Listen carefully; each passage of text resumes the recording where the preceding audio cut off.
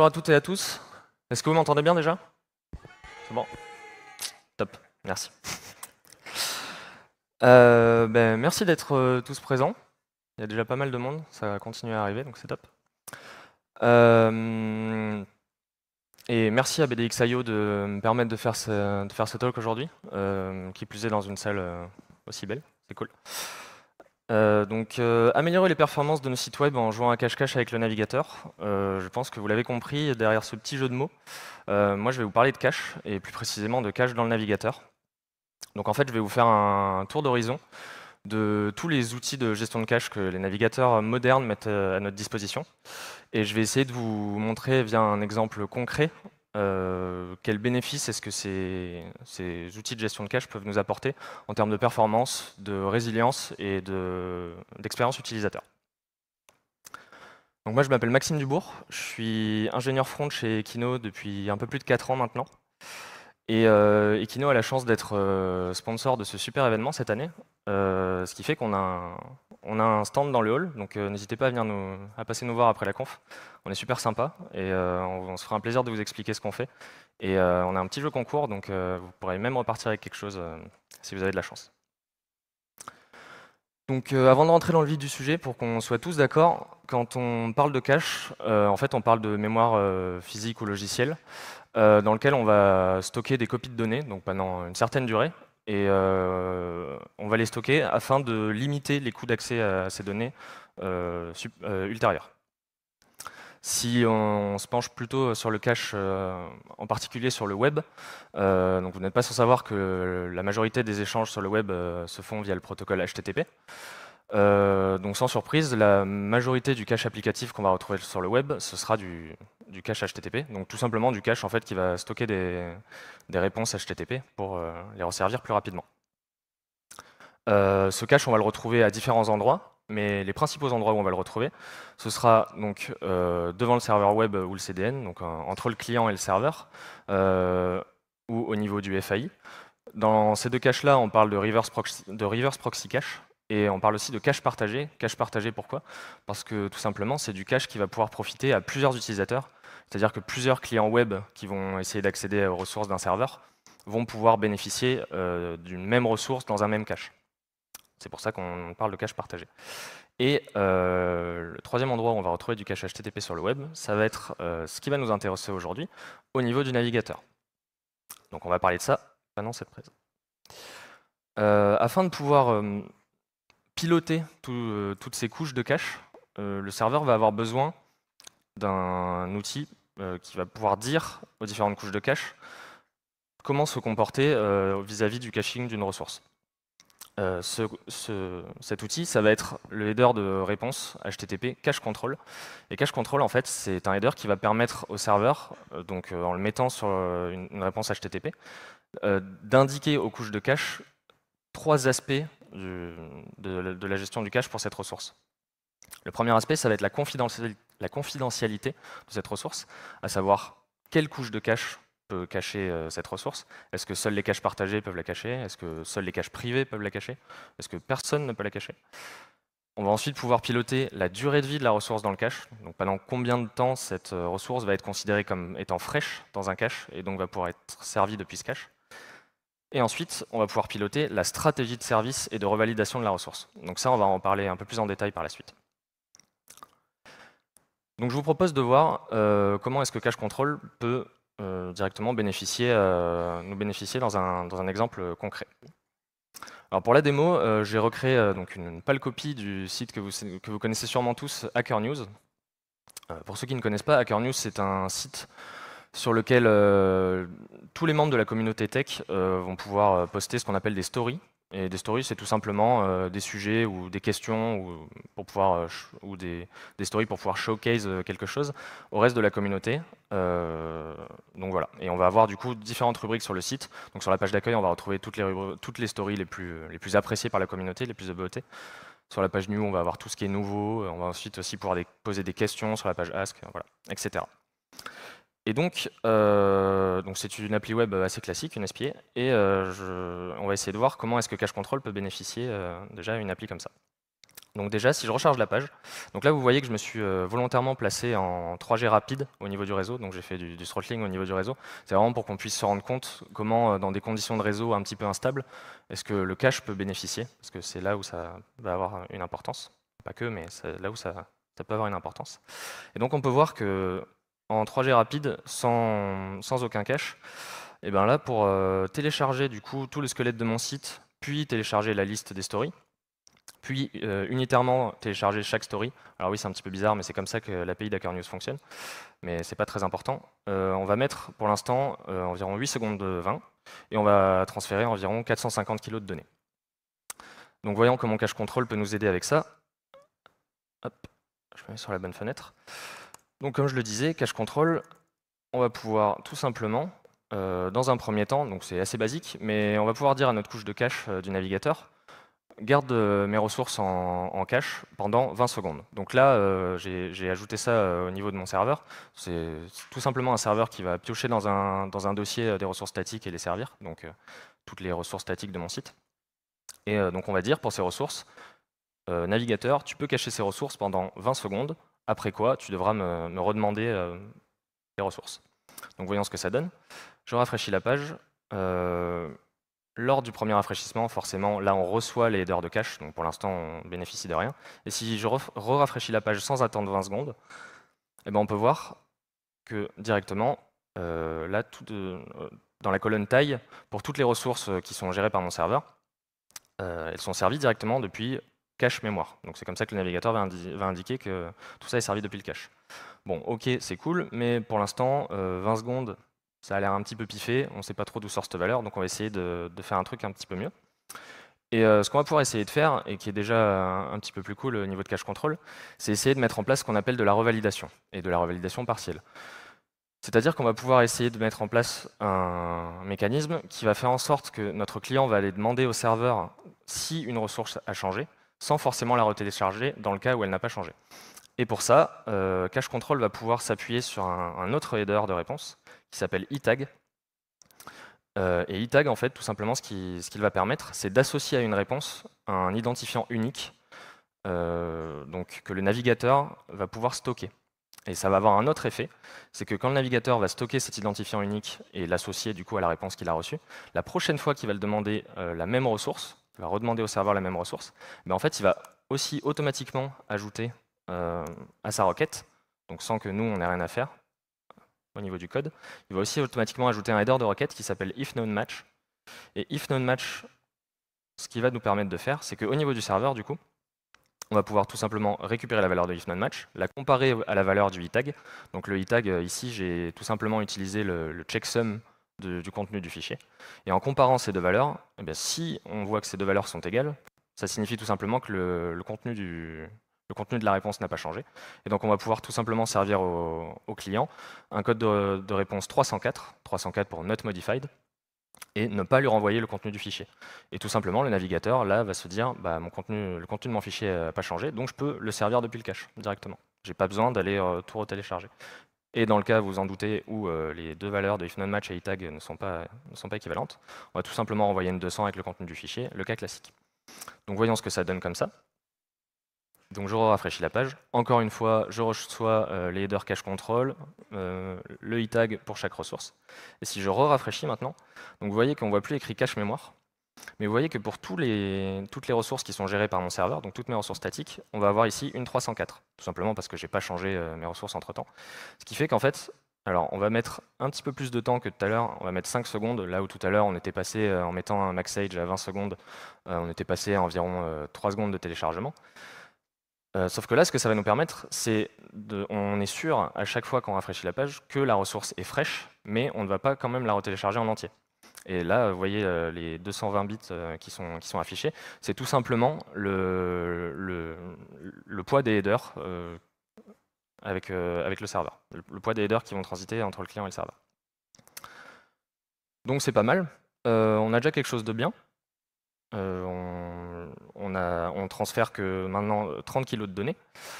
Simplement, on peut encore quand même identifier quelques limitations à tout ça.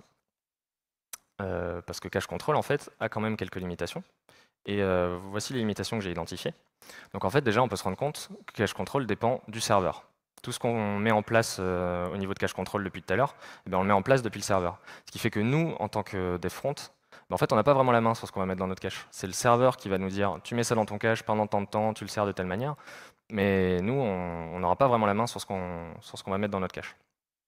Autre limitation, ça permet assez difficilement de mettre des ressources en cache avant leur téléchargement. Je m'explique. Avant de naviguer sur une autre page de mon site Hacker News, par exemple, eh ben, je n'aurais pas téléchargé les ressources et donc elles ne seront pas dans mon cache. Je ne pourrais pas, par exemple, les servir offline. Alors vous me direz, on pourrait essayer de faire ça avec des links prefetch. Donc voilà. Bon, il y a moyen de télécharger des ressources sans effectivement naviguer vers celle-ci. Mais vous serez d'accord avec moi, l'expérience de développement n'est pas forcément terrible. Et donc on va pouvoir essayer de faire mieux peut-être. Et troisième point, en fait, ça ne nous donne pas vraiment la main sur le contenu du cache. Donc celui-là, il fait un petit peu écho au premier point. Mais ce que je veux dire par là, c'est que déjà, le serveur nous permet, enfin, c'est le serveur qui va diriger ce qu'on va mettre dans notre cache, mais il va aussi, on va aussi avoir un petit peu de mal à savoir comment invalider les choses qui sont dans le cache. On va pas vraiment avoir la main pour invalider les choses, tout ou partie du cache d'ailleurs. On va pas avoir la main pour modifier, par exemple, une requête. Donc en fait, on est un peu dans le flou niveau front. Grossièrement, en fait, on a un vrai manque de contrôle sur le caching côté front, et c'est vraiment tout est piloté par le serveur. Mais moi, j'aimerais bien mettre en place quelque chose de un petit peu mieux. Donc, je me suis fait une wishlist pour mon appli Hacker News. Donc, voici les items. Premièrement, j'aimerais bien avoir le contrôle sur le cache depuis le front. Donc, en fait, j'aimerais bien, moi, explicitement, dans mon code front, dans mon projet front, pouvoir dire, je veux mettre ça dans mon cache, et je veux décider aussi à quel moment je le fais. Donc, je veux vouloir faire ça explicitement. Je veux, comme on l'a vu dans les limitations, je veux pouvoir mettre des ressources en cache explicitement aussi, et avant la navigation. Je n'ai pas besoin d'attendre de naviguer sur la page new pour pouvoir cacher toutes les ressources qui concernent new. Et ensuite, je veux globalement avoir une UX qui est moins dépendante de l'état du réseau. Parce que là, pour l'instant, comme on va beaucoup s'appuyer sur le serveur pour le caching, en fait, on va avoir un petit peu de mal à vraiment mettre en place, par exemple, une expérience d'utilisation qui peut être offline ou sur un réseau dégradé. On va pouvoir déjà faire quelque chose de bien, mais on va voir que les prochaines choses que je vais présenter vont me permettre d'aller un petit peu plus loin. Comment on fait pour faire ça? Déjà, dans un premier temps, un bon truc, c'est de ne rien faire et de s'appuyer sur ce qui est déjà en place. Quand je parle de s'appuyer sur ce qui est déjà en place et gratuit, je veux en fait parler, ça me permet d'introduire Back Forward Cache. Alors Back Forward Cache, qu'est-ce que c'est? Je pense que même si vous ne connaissez pas le nom, vous connaissez tous cette utilisation, enfin ce cas d'utilisation. Back Forward Cache, en fait, c'est tout simplement ce truc-là qui va nous permettre lors de la navigation. Donc là, j'étais sur la page d'accueil. Lors de la navigation sur différentes pages de mon site. Donc là, je vais sur New, ensuite je vais sur Ask. Hop, j'attends que ça charge un petit peu. Et tout simplement, Back Forward Cache, c'est ce truc-là qui va nous permettre lorsqu'on navigue avec les fonctions d'historique du navigateur, tout simplement de ne pas du tout retélécharger des choses sur le serveur. Vous voyez qu'en fait, tout est directement restauré instantanément, sans qu'on ait rien à télécharger. Et en fait, comment ça marche, Back Forward Cache? En fait, c'est tout simplement, automatiquement, un cache mémoire que le navigateur va implémenter et qui va prendre effet lors de la navigation. Et ce cache mémoire, en fait, il va stocker, lors de la navigation, lorsque vous allez quitter une page, il va stocker un snapshot complet de votre page. Donc, snapshot complet, à savoir où sont positionnés les éléments, où est le scroll sur votre page, et même l'état de la pile JavaScript. Donc, c'est-à-dire que si vous avez un script qui est en train de tourner, il va pouvoir garder l'état de la pile pour pouvoir résumer l'exécution du script quand vous retournez sur cette page. Et pour qu'on se rende bien compte de l'importance de Back Forward Cache, d'après les données fournies par Google Chrome sur leur site WebDev, en fait, Back Forward Cache, ça représente sur desktop une navigation sur 10 et sur mobile une navigation sur 5. Alors pourquoi cette différence? Parce que tout simplement on n'a pas les mêmes manières d'utiliser nos sites quand on est sur mobile ou sur desktop. Mais vous voyez bien que une navigation sur 5 sur mobile, c'est quand même 20% de vos navigations, donc c'est quand même super important de faire en sorte de bien conserver ce truc-là. Et quand je parle de bien conserver, c'est parce qu'en fait, même si on n'a rien à faire en tant que front pour mettre en place Back Forward Cache, en fait, on peut quand même le péter. C'est-à-dire qu'il y a des choses qu'on peut faire et que si on ne les fait pas, notre navigateur va pouvoir décider de opt-out de Back Forward Cache, c'est-à-dire lorsque vous allez quitter une page, de ne pas la mettre dans Back Forward Cache, ce qui fait que forcément elle ne pourra pas être restaurée quand vous allez utiliser vos fonctions d'historique. Alors, je ne vais pas rentrer dans le détail de tous ces trucs-là parce que c'est pas forcément ce qui nous intéresse le plus. En plus, tous ces trucs-là sont très bien expliqués sur le lien que j'ai mis ici, sur le site de WebDev, sur leur page consacrée à Back4Hard Cache. Je vous invite à aller voir. Mais en fait, donc voilà, il y a plusieurs choses qu'il faut éviter de faire ou qu'il faut essayer de garder en tête pour éviter de casser Back4Hard Cache. Mais tout simplement, une bonne pratique dans un premier temps, à moindre coût, c'est d'aller tester via les DevTools. En fait, dans vos DevTools, il y a un onglet qui s'appelle Cache amélioré. Et ce bouton, tout simplement, tester le cache amélioré. Alors, je ne sais pas pourquoi ils ont appelé ça cache amélioré, pour être honnête. Ce bouton va vous permettre, voilà, là le navigateur me dit diffusion réussie depuis le cache amélioré. Ça veut dire que votre page est bien éligible à Back4Hard Cache et que vous ne l'avez pas cassé en mettant des choses en place. Ok, donc ça c'est cool, mais pour l'instant on n'a rien fait, donc on n'a pas trop avancé sur notre wishlist. Donc il va falloir au bout d'un moment mettre les mains dans le cambouis. Et pour ça, on va pouvoir s'appuyer sur le couple Service Worker plus Cache Storage. Alors comment ça fonctionne tout ça? En fait, déjà pour commencer, un Service Worker, c'est tout simplement un script qui va être enregistré depuis votre front, avec une certaine portée. Alors quand je parle de portée, on peut faire un raccourci et dire que c'est grossièrement un domaine, donc un script qui va être enregistré et qui va être cloisonné à un domaine et qui va être partagé par tous les onglets de ce même domaine sur votre navigateur. Et ce script, en fait, il va tout simplement agir comme un serveur proxy, c'est-à-dire qu'il va intercepter des événements qui sont émis depuis votre front. Et ce qui va nous intéresser, c'est qu'il va intercepter, entre autres, l'événement fetch, donc tout simplement l'événement qui est émis quand votre client va faire une XML HTTP request, donc quand vous allez utiliser fetch par exemple, tout simplement. Et du coup, comme c'est un serveur proxy et qui va se placer entre le client et le serveur, en fait, ça va en faire l'endroit parfait pour pouvoir décider à ce moment-là de mettre des choses dans le cache et aussi de pouvoir les servir depuis le cache. Parce que comme c'est un intermédiaire, on va pouvoir décider ici d'aller piocher dans notre cache ou de faire le comportement naturel, à savoir aller chercher la ressource sur le serveur. Et cache storage, pour faire un petit focus là-dessus aussi, c'est tout simplement, alors le mot-clé cache storage, on le retrouvera jamais dans notre code, c'est vraiment comme ça que s'appelle l'API, mais c'est pas quelque chose qu'on va retrouver dans notre code. Et en fait, c'est tout simplement cache storage. Alors, le mot-clé pour y accéder, ça sera le mot-clé caches. Et c'est tout simplement un cache. Alors, on pourrait avoir aussi là plusieurs caches pour un même domaine. Mais c'est tout simplement un cache qui va permettre de stocker des paires de request-response. Donc, un objet request JavaScript, une réponse request JavaScript. Voilà. Ça va nous permettre de stocker des requêtes et des réponses. Donc, on pourra mettre une requête et la réponse associée, ce qui... Voilà. Donc je pense que vous avez compris. Et ce qui est cool, c'est que comme le service worker, en fait, ces deux trucs-là, ils sont accessibles peu importe l'état actuel du réseau. Donc que vous soyez offline, que vous soyez en Li-Fi, c'est-à-dire que votre device vous dise que vous avez du réseau mais que vous n'en ayez pas. Donc peu importe l'état du réseau, vous allez pouvoir accéder à ça. Voyons ce que ça peut nous faire gagner. Alors, si je reprends mon petit exemple, déjà, le premier step, ça va être d'enregistrer un service worker. Donc, pour enregistrer un service worker, on va tout simplement utiliser navigator.serviceworker.register. Alors, vous remarquez que j'utilise des petits snippets VS Code parce que c'est pas forcément intéressant de me voir écrire, mais voilà, c'est tout simplement ça. On va utiliser navigator.serviceworker.register et pointer tout simplement vers le script de notre service worker. Alors, moi, j'ai de la chance, quelqu'un a déjà créé un script de service worker sur mon projet et a déjà listé tous les assets que je vais vouloir cacher, donc comme ça, j'ai pas besoin de le faire à la main. C'est super. Et donc, comme je le disais, c'est ici qu'on va vouloir mettre des choses dans cache storage et les servir depuis cache storage. Donc comment ça va marcher? En fait, ce que j'ai pas dit sur le service worker, c'est qu'un service worker, ça va suivre un cycle de vie bien précis. Et la première étape de ce cycle de vie, ça va être tout simplement l'événement install. Et install, en fait, c'est tout simplement l'événement qui va avoir lieu quand un nouveau service worker va être enregistré pour une certaine portée, donc pour un certain domaine, ou alors qu'un service worker va remplacer le service worker précédent. Parce qu'en fait, le mécanisme de remplacement de service worker, tout simplement, votre navigateur va télécharger le service worker, voir si le contenu est différent du service worker actuel, et s'il est différent, il va le remplacer. Voilà, c'est pas plus compliqué que ça. Et donc, dans cet événement install, ça va être l'endroit parfait pour ouvrir notre cache. Donc là, vous voyez que j'ai en quelque sorte versionné le numéro de mon cache, donc je l'ai appelé assets v1, parce que ça va être une bonne pratique en fait d'essayer de versionner le numéro de son cache. Comme ça, quand vous allez faire évoluer votre service worker et donc les stratégies de service et de caching que vous allez y mettre en place que vous allez mettre en place à l'intérieur du service worker, bah, ça va vous éviter de réutiliser un cache qui a déjà été populé par des précédentes versions, et donc d'avoir des désynchronisations entre vos clients et ce qui se passe dans le service worker. Donc ça peut éviter pas mal de problèmes. C'est une bonne pratique de cacher, enfin de versionner le nom de son cache.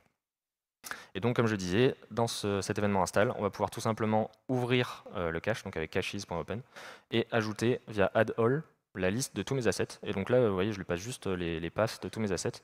Et le navigateur va automatiquement faire des requêtes vers tous ces paths et mettre toutes les réponses qu'il aura reçues en cache.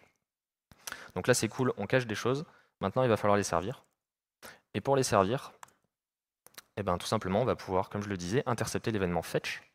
Et donc, quand mon service worker va recevoir, donc quand mon client va faire une requête vers une ressource, mon service worker va pouvoir l'intercepter via l'événement fetch et choisir de répondre. Donc là, par exemple, moi je dis cache only, donc répondre depuis le cache. Donc cache only, il va falloir la créer. Cache only, c'est ce qu'on appelle une stratégie. Donc une stratégie, j'en ai déjà parlé quand je parlais de cache control, donc c'est aussi du vocabulaire qu'on utilise dans ce cas-là. C'est tout simplement je ne vais pas redire que c'est une stratégie, mais c'est tout simplement la manière dont on va choisir de servir une ressource. Donc, c'est-à-dire, est-ce qu'on va d'abord se baser sur le réseau, est-ce qu'on va d'abord se baser sur le cache, ou est-ce qu'on va... Enfin voilà, on va avoir plein de stratégies qui vont exister. Il y en a plein, elles sont déjà bien documentées sur Internet. Et je vous conseille pas forcément de les écrire à la main, j'y reviendrai à la fin. Et cache only, cette stratégie, qu'est-ce qu'elle va faire? C'est qu'elle va tout simplement les lire dans le cache via caches.match s'il y a une requête qui match la requête qu'on vient de recevoir. Si c'est le cas, on sert la réponse associée. Si c'est pas le cas, tout simplement, on fait la requête sur le réseau comme on l'aurait fait naturellement.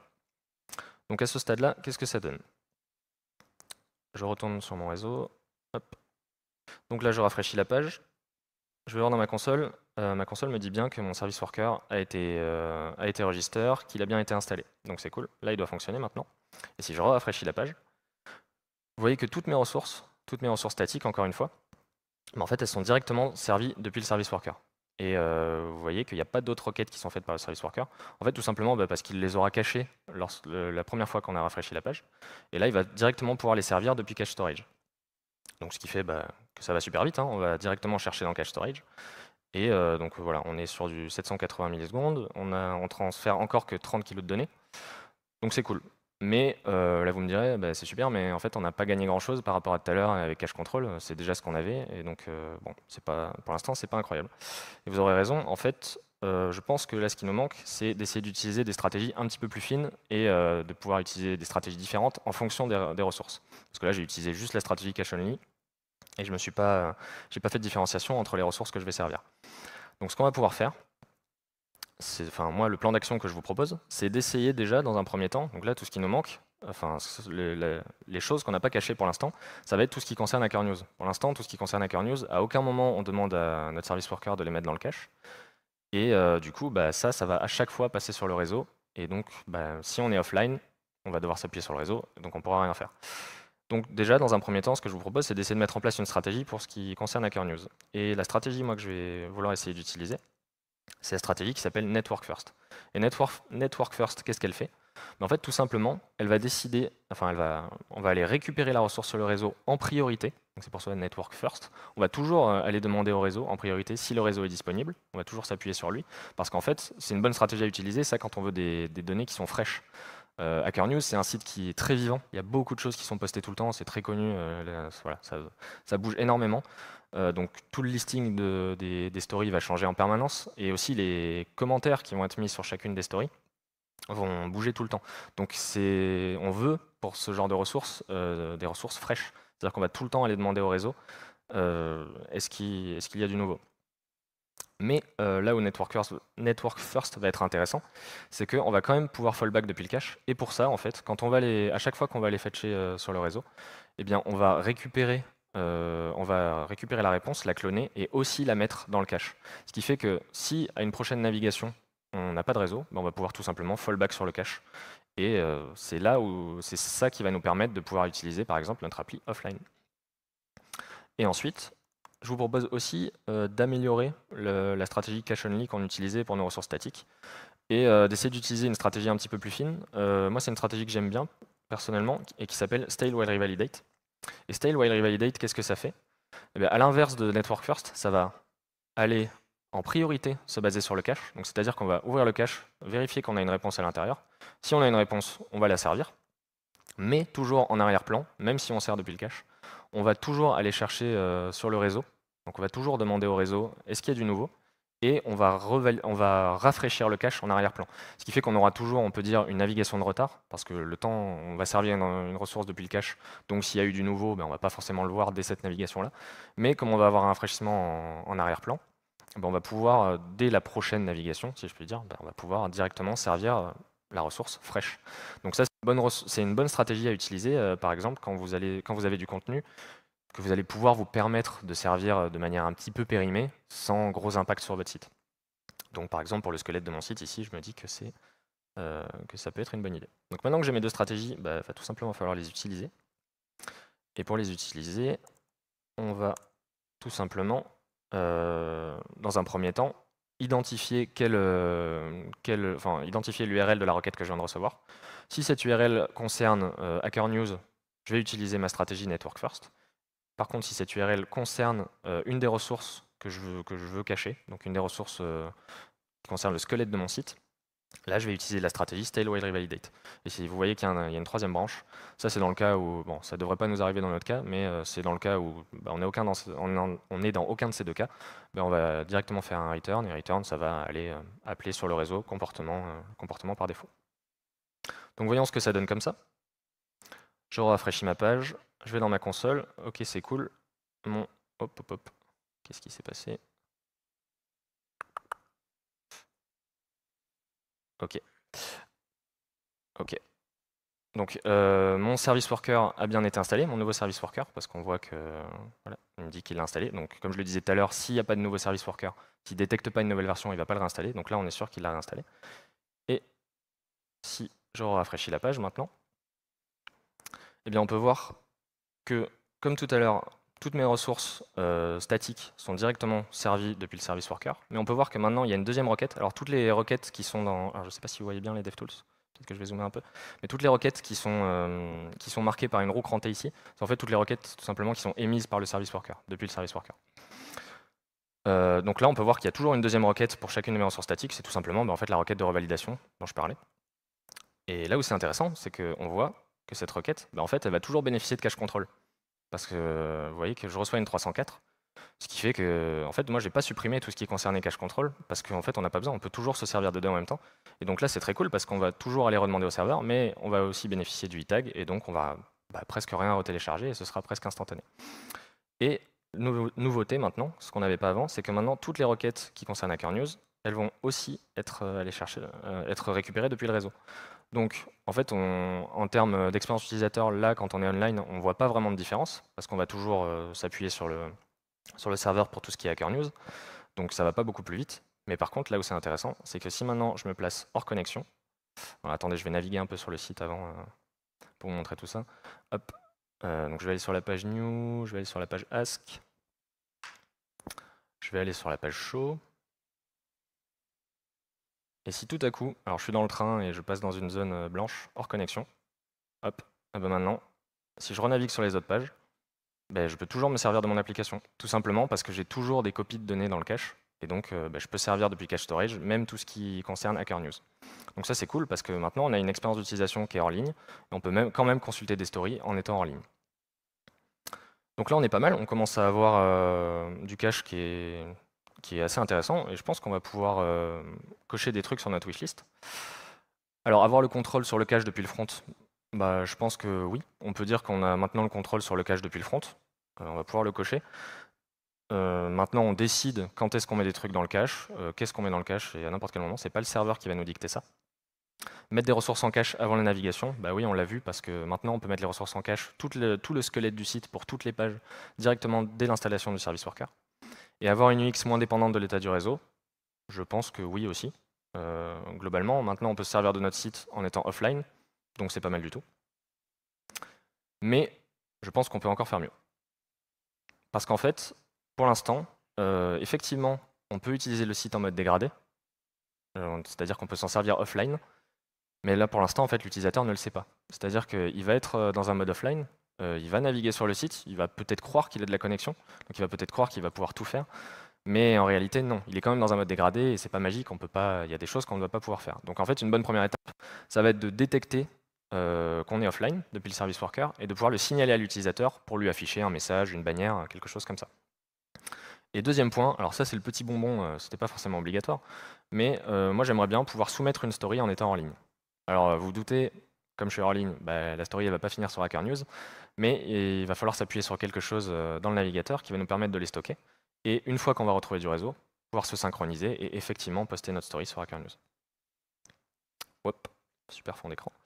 Alors, première étape, comme je le disais, on va essayer d'indiquer à notre utilisateur qu'il est en ligne.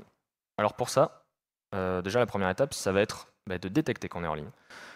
Alors moi, pour les besoins de la démo, je vais utiliser un moyen pour détecter que je suis hors ligne qui peut être discutable et qu'on n'utiliserait peut-être pas en prod, mais je vais tout simplement me dire que si je tombe, alors, comme pour chacune de mes stratégies, je vais faire un appel réseau. Si je tombe dans le catch de mon appel, on va se dire qu'on n'a pas de réseau. Parce que tout simplement, voilà, notre requête n'a pas marché, donc on va dire qu'on n'a pas de réseau. Donc c'est ici qu'on va vouloir faire quelque chose, et aussi ici. Et donc du coup, ce qu'on va vouloir faire, c'est indiquer à l'utilisateur qu'on est en ligne. Et pour ça, pour indiquer, donc pour envoyer un message à l'utilisateur, on va tout simplement utiliser une fonction qui s'appelle postMessage. Et postMessage, en fait, donc on va pouvoir en fait récupérer la liste de tous les onglets qui utilisent le service worker dans lequel on se trouve, grâce à self.clients.metro. Et on va pouvoir, pour chacun de ces clients, tout simplement, leur envoyer un message. Et moi, le message que je vais leur envoyer, c'est la chaîne de caractères qui s'appelle offline, tout simplement. On va faire simple. Donc, je l'ajoute ici. J'envoie un message à chacun de mes clients dans le catch, donc pour détecter que je suis offline. Ok, c'est cool, on leur envoie un message. Maintenant, depuis le client, il va falloir récupérer ce message, dans le cas où on le reçoit, et afficher ce qui nous intéresse. Donc là, vous voyez que j'ai une petite bannière offline warning qui est déjà présente et qui indique à l'utilisateur qu'il n'a pas de réseau et donc que les données qu'il voit sont des données périmées, qu'il est dans une expérience dégradée. Et donc, comme je le disais, hop, voilà, je vais pouvoir intercepter mon message grâce à navigator.serviceworker.onMessage. Et tout simplement, si mon message c'est la chaîne de caractères offline, on va sélectionner notre bannière et on va l'afficher. Donc voyons ce que ça donne comme ça. Alors, je vais éviter d'essayer de faire ça hors ligne parce que sinon je ne pourrais pas télécharger mon service worker. Je rafraîchis. Là, mon navigateur me dit bien encore une fois que le nouveau service worker a été installé. Donc, je vais sur mon site, je rafraîchis, je navigue un petit peu. Donc, même cas que tout à l'heure, je suis dans le train, tout va bien. Et tout à coup, bim, j'ai plus de réseau. Donc là, si je renavigue maintenant, on va pouvoir afficher une bannière à l'utilisateur qui va lui dire alors, effectivement, tu vois du contenu, mais tu n'as pas de réseau. Donc tout le contenu que tu vois, ça va être des données qui proviennent de tes précédentes navigations. Ça veut dire des données qui viennent tout simplement du cache. Donc là, c'est pas mal. On peut maintenant cocher cet item de notre wishlist. L'utilisateur sait quand il est dans un mode dégradé, qu'il n'a pas de réseau et qu'il voit des données qui ne sont pas fraîches. Et maintenant, je ne sais pas si j'ai encore le temps, oui, je pense que j'ai encore le temps. Je vais faire en sorte de pouvoir soumettre une story en étant en ligne. Et pour pouvoir soumettre une story en étant en ligne, comme je le disais tout à l'heure, il va falloir s'appuyer sur quelque chose qui va nous permettre de stocker les stories pendant qu'on est en ligne, pour pouvoir ensuite faire une synchronisation quand on va récupérer le réseau. Et le truc sur lequel on va se baser, ça s'appelle IndexDB. Et IndexDB, qu'est-ce que c'est? En fait, c'est tout simplement une base de données dans votre navigateur, une base de données transactionnelle directement dans votre navigateur, et qui va permettre de stocker n'importe quel type de données, tant qu'elles sont sérialisables. Et alors il faut savoir que l'API de IndexDB, l'API par défaut, est vraiment horrible à utiliser. Pour ceux qui ont déjà essayé de l'utiliser, voilà, vous savez peut-être de quoi je parle.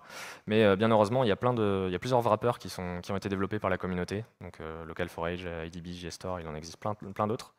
Je vous invite vraiment à les utiliser si vous utilisez IndexDB, parce que vous verrez que c'est assez horrible sinon. Et là où c'est intéressant, c'est qu'IndexDB, comme Cache Storage, comme notre Service Worker, elle aussi est accessible sans aucune contrainte de réseau. Donc voyons ce que ça donne. Donc, je me remets en 3G rapide. Pour soumettre une story, j'ai un petit formulaire sur l'onglet Submit qui va prendre, donc, comme sur le vrai site d'Hacker News, un titre, l'URL de ce qu'on veut partager et le texte de notre story. Et en fait, ici, ça ne se voit pas forcément, mais ça se voit ici dans mes DevTools. Je vais essayer, depuis à chaque fois que j'arrive sur cette page, d'aller récupérer, d'aller fetcher la liste des stories que j'ai déjà soumis. Donc pour l'instant, vous voyez qu'on a une 404, tout simplement parce que le endpoint n'existe pas. Donc il va falloir le créer. Donc on va encore se retrouver au niveau du service worker. Et il va nous falloir maintenant ajouter deux fonctions. Donc une première qui va se charger d'insérer une story lorsque le navigateur va poster une story. Une première qui va se charger d'insérer cette story dans IndexDB. Et une deuxième qui va se charger de tout simplement récupérer. Vous m'entendez encore? Ouais. De récupérer la liste des stories qui ont déjà été insérées et tout simplement de les servir. Donc pour ça, voilà, j'ai mes deux fonctions. Donc la première, store submission, comme je le disais, va récupérer le body de la requête, donc qui sera tout simplement la story qui aura été soumise par le front, va ouvrir grâce à IDB Kival que j'ai oublié d'importer. Donc comme je le disais, je vais me servir d'un wrapper. Dans mon cas, ce sera IDB, qui est un wrapper qui permet de faire du clé-valeur via IndexDB, qui est très bien pensé. Donc on va ouvrir via IDB Kival notre base de données. Donc moi je l'ai appelée submissions, tout simplement, et on va ajouter la story qu'on vient de recevoir à la liste des stories. Et ensuite on va tout simplement répondre à notre front, une 201 created. Donc, ok, ta story a bien été soumise. Notre deuxième fonction, elle va simplement ouvrir elle aussi la base de données submissions et envoyer sous forme de body JSON la liste des stories qui ont déjà été soumises. Donc maintenant, on va vouloir utiliser ces deux fonctions. Donc pour ça, on va essayer de détecter, on va détecter qu'on soumet. Donc le endpoint submit.json, c'est tout simplement le endpoint qui va être appelé quand je vais soumettre une story, donc quand je vais soumettre mon formulaire. Et le endpoint submissions.json, c'est le endpoint qui va être appelé pour récupérer la liste de mes stories. Et donc là, à ce stade-là, maintenant que mes deux endpoints sont câblés, je retourne sur mon front. Là, mon navigateur me dit que le nouveau service worker, encore une fois, a bien été enregistré. Donc j'ai la dernière version. Je peux rafraîchir la page. Tout a l'air de bien marcher. OK. Et maintenant, si je soumets une nouvelle story, donc par exemple, Hello from BDXIO, the best conference ever. Hop. On va mettre le site de BDXIO. Hello world. Et que je soumets. Bah, tout simplement, maintenant, dès que je vais soumettre mon formulaire, mon service worker va intercepter la requête, va stocker la story dans IndexDB et va automatiquement rafraîchir la page. Alors ça, c'est au niveau de mon client. Je vais automatiquement rafraîchir la page à la soumission du formulaire, ce qui fait que je vais refetcher la liste de mes stories et les afficher ici. On peut en faire une autre si vous voulez. On va faire vite. Hop, example.com. Coucou. Voilà, ça marche bien. Donc à ce stade-là, on peut soumettre des stories en étant en ligne. Maintenant, la prochaine étape, vous en doutez, ça va être de synchroniser. Donc c'est-à-dire quand on va retrouver du réseau, aller envoyer ces stories sur Hacker News. Alors là, je pense que vous en doutez, je ne vais pas le faire parce que tout simplement, j'ai pas envie de polluer Hacker News avec des fausses stories. Donc vous allez devoir me croire sur parole là-dessus.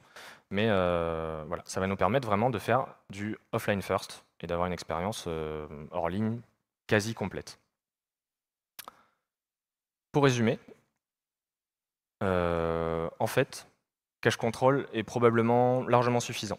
Dans la majorité des cas, tout ce dont je viens de vous parler ne va pas vous être utile.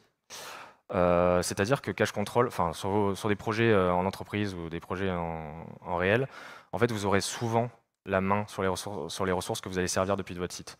Que vous utilisiez un CDN ou que je sais pas, ce soit une autre équipe qui se charge de servir les ressources et qui donc est la main sur les headers, vous aurez quand même des moyens d'essayer de mettre en place des choses en parlant avec eux, ou directement d'aller sur votre provider et de mettre en place les headers que vous voulez.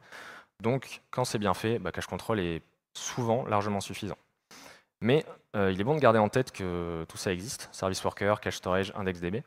Et je pense que j'ai réussi à montrer que, en fait, avec assez peu de travail, on peut déjà offrir une expérience offline assez minimale. Même si on se passe de stocker tout ce qui concerne Hacker News, enfin, on ne va pas stocker sur une appli en production réelle toutes les données qu'on reçoit dans le cache ou dans IndexDB, vous en doutez. Donc même si on s'occupe juste de servir, quand on n'a pas de réseau, un squelette de notre application à l'utilisateur avec un message qui va lui indiquer qu'il n'a pas de réseau, bah en fait, je pense qu'on est déjà sur une expérience d'utilisation qui est un peu meilleure que d'afficher tout simplement le petit dinosaure de Chrome, même si le jeu est super, hein, mais je pense que voilà, on peut faire des choses à moindre effort qui sont déjà pas mal. Ensuite, comme je le disais tout à l'heure, bah, en fait, utiliser cache storage, ça signifie pas faire une croix sur cache control. Ce qui est bien, c'est qu'on va pouvoir utiliser les deux de pair, et que en fait, les deux vont même très bien marcher ensemble, comme on l'a vu tout à l'heure. Même ma revalidation se servait de cache control. Donc en fait, c'est pas vraiment un choix que vous allez faire. C'est vraiment des outils qui vont pouvoir s'utiliser ensemble. Comme je le disais, là, j'ai fait plein de choses à la main, tout ce qui concerne les stratégies dans mon service worker et tout ça. Je vous conseille pas de faire ça. Vraiment, parce que en fait, il y a Workbox qui existe pour ça. C'est une lib développée par Google qui est déjà très bien testée, qui est éprouvée, qui est utilisée à peu près partout. Donc si vous avez des stratégies, si vous avez du caching avec cache storage à faire, je vous conseille d'utiliser Workbox, ça vous évitera quelques galères. Et j'en ai très brièvement parlé, mais là j'ai pas parlé de tout ce qui concerne l'invalidation. Parce qu'en fait, qui dit cache dit invalidation de cache, parce qu'on va avoir plusieurs sources de vérité, donc forcément il va falloir savoir à quel moment est-ce qu'on va redemander à la source de vérité ultime, à savoir le serveur. Et donc en fait, c'est quand même bon de garder en tête que quand on va mettre les mains dans ça, dans Service Worker, dans Cache Storage, en fait, il ne faut pas essayer d'être trop agressif sur le cache. Enfin, moi, ce serait mon conseil de ne pas être trop agressif sur le cache dans un premier temps. Parce qu'en fait, si vous mettez des choses en cache trop rapidement et sans avoir de stratégie pour aller invalider ce cache-là, on peut se retrouver dans des moments un petit peu gênants où on va devoir demander à nos utilisateurs de vider le cache depuis leur DevTools. Et je pense qu'on a tous envie de s'éviter ça. Donc je pense que la bonne manière de faire, c'est de mettre en place petit à petit des stratégies de plus en plus agressives.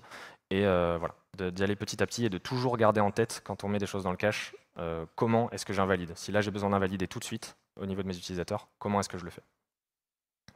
Et sinon, globalement, en fait, tout ce que je viens de vous présenter là, c'est encore sur le site de WebDev, le site des ressources de développement de Google.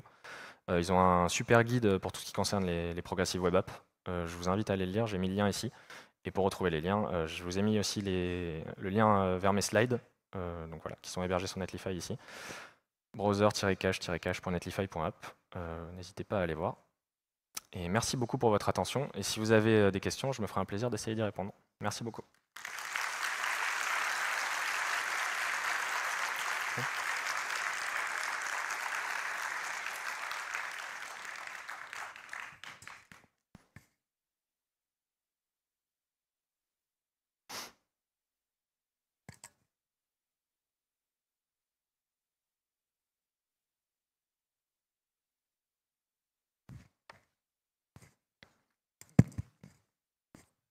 Bonjour, merci pour la conférence. Est-ce que tu sais s'il y a des particularités à connaître quand on met en place ce genre de système sur une single page application comme avec Angular? Quand on met en place quoi, pardon? Ce genre de système de cache, là, tu as mis en place sur du JavaScript avec une PWA. Est-ce que quand on a une single page application, genre en Angular, il y a des particularités à prendre en compte? Alors, moi j'ai parlé de PWA là, c'est-à-dire que dans mes schémas j'ai indiqué le front comme étant une PWA. En fait, j'aurais pu mettre SPA, parce qu'en fait, que ce soit une application Angular ou une application Vanilla, alors moi c'était une application Astro pour le coup, ça change pas grand-chose parce qu'en fait, à l'arrivée, votre build, ça va être tout simplement des fichiers statiques. Donc ils seront forcément tous servis à un moment ou à un autre, donc peu importe le framework qu'on va utiliser. Donc en réalité, non, je dirais qu'il n'y a pas vraiment de choses spécifiques à savoir, spécialement pour Angular ou pour d'autres frameworks. Après, forcément, en fonction des frameworks que vous allez utiliser, peut-être que les manières de builder vont être différentes. Peut-être que vous allez avoir des ressources dont le nom va être versionné directement dans la ressource, c'est-à-dire que vous allez avoir le hash du contenu de la ressource directement dans le nom du fichier. Donc là, voilà, ça va nous permettre de faire des choses un petit peu différentes et déjà de s'appuyer pas mal sur cache control avec ces trucs-là. Parce que cache control permet si on a une ressource qui est déjà versionnée par nature via son nom, en fait, on va pouvoir la cacher directement très agressivement parce que dès qu'elle va changer, le nom va changer. Donc voilà. Mais je dirais que non, il n'y a pas forcément de choses à savoir spécialement pour des frameworks en particulier. On me fait signe qu'on est un petit peu short au niveau du temps, enfin qu'on va devoir passer à la suite. Je vais me mettre en dehors de la salle pour ceux qui auraient encore des questions. N'hésitez pas à venir me voir, ça sera un plaisir d'essayer de répondre à vos questions. Et encore merci. Et merci à BDXIO pour l'organisation. Merci.